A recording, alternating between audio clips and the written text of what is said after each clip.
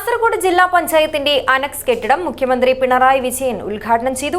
നവകേരള നിർമ്മിതി ലക്ഷ്യമിടുന്ന കേരളം ലോകത്ത് തന്നെ കൂടുതൽ നിക്ഷേപ സൗഹൃദമായ നാടായി മാറിയെന്ന് മുഖ്യമന്ത്രി പറഞ്ഞു. വന്ധ്യതാ ചികിത്സാ രംഗത്ത് വിദഗ്ധവും നൈപുണ്യവുമായ പ്രവർത്തനം കാഴ്ചവെച്ചുകൊണ്ട് ഡോക്ടർ ജയലക്ഷ്മി സൂരജിന്റെ നേതൃത്വത്തിലുള്ള ഡ്രീം ഫ്ലവർ IVF സെന്ററിന് കേരളത്തിൽ സ്വീകാര്യത ഏറിവരികയാണ്. Dream flower IVF centre, bank road, Kasaragod. നിക്ഷേപ സാധ്യത പ്രയോജനപ്പെടുത്തിയാണ് മുന്നോട്ടു പോകുന്നതെന്നും നാട്ടിലെ മാറ്റങ്ങൾ ജനങ്ങൾക്ക് പൂർണ്ണമായും അനുഭവപ്പെടുന്നുണ്ടെന്നും മുഖ്യമന്ത്രി പറഞ്ഞു. ജനങ്ങൾക്ക് പെട്ടെന്ന് തന്നെ സേവനങ്ങൾ ലഭ്യമാക്കുന്നതിനുള്ള ഇടപെടലുകൾ സർക്കാർ നടത്തി. 900ഓളം സേവനങ്ങൾ ഇന്ന് ഓൺലൈനിലൂടെ ലഭിക്കും. തദ്ദേശ സ്ഥാപനങ്ങളിൽ K-സ്മാർട്ട് നടപ്പിലാക്കി. സർക്കാരിൻ്റെ പ്രവർത്തനങ്ങൾ ജനോന്മുഖമാക്കുകയാണ് ലക്ഷ്യമെന്നും മുഖ്യമന്ത്രി പറഞ്ഞു. ജില്ലാ പഞ്ചായത്തിന്റെ പദ്ധതികളെ ഉദ്ഘാടന പ്രസംഗത്തിൽ മുഖ്യമന്ത്രി പ്രശംസിക്കുകയും ചെയ്തു. കാസർഗോഡ് ജില്ലാ പഞ്ചായത്ത് മാതൃകാപരമായ ഒട്ടേറെ ഇടപെടലുകൾ നടത്തിയിട്ടുണ്ട്. ഡിജിറ്റൽ സാക്ഷരത ഉറപ്പാക്കുന്നതിനുള്ള മാതൃകാ പദ്ധതികൾ അത് ഏറ്റവും അഭിനന്ദനാർഹമായ കാര്യമാണ്.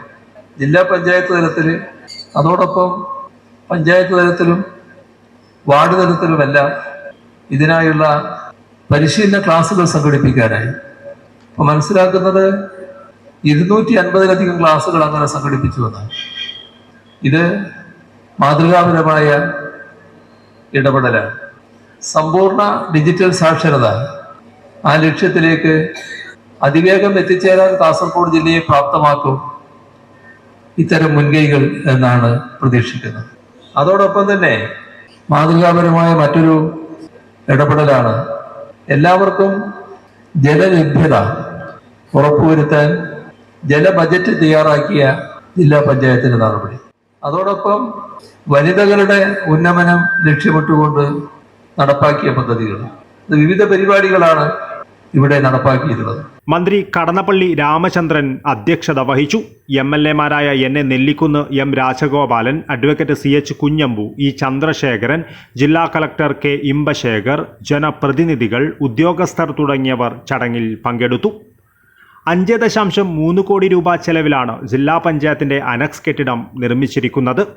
14,795 ചതുരശ്ര അടി വിസ്തീർണമുള്ള ഈ 3 നില കെട്ടിടം 2021-22 വാർഷിക പദ്ധതിയിൽ ഉൾപ്പെടുത്തി പ്രൊജക്ട് ഹാബിറ്റാറ്റ് ടെക്നോളജി ഗ്രൂപ്പിന്റെ നേതൃത്വത്തിലാണ് നിർമ്മിച്ചത്. പുതിയ കെട്ടിടത്തിൽ വീഡിയോ കോൺഫറൻസ് ഹാൾ, 250 പേർക്കിരിക്കാവുന്ന multipurpose conference hall, president, vice president, standing committee ചെയർപേഴ്സൺമാർക്കുള്ള ഓഫീസുകൾ, ലിഫ്റ്റ്, അഗ്നിശമന സംവിധാനങ്ങൾ, സന്ദർശകർക്കായി ആധുനിക ടോയ്ലറ്റ് സൗകര്യങ്ങൾ എന്നിവ ഒരുക്കിയിട്ടുണ്ട്. News bureau, Kasaragod.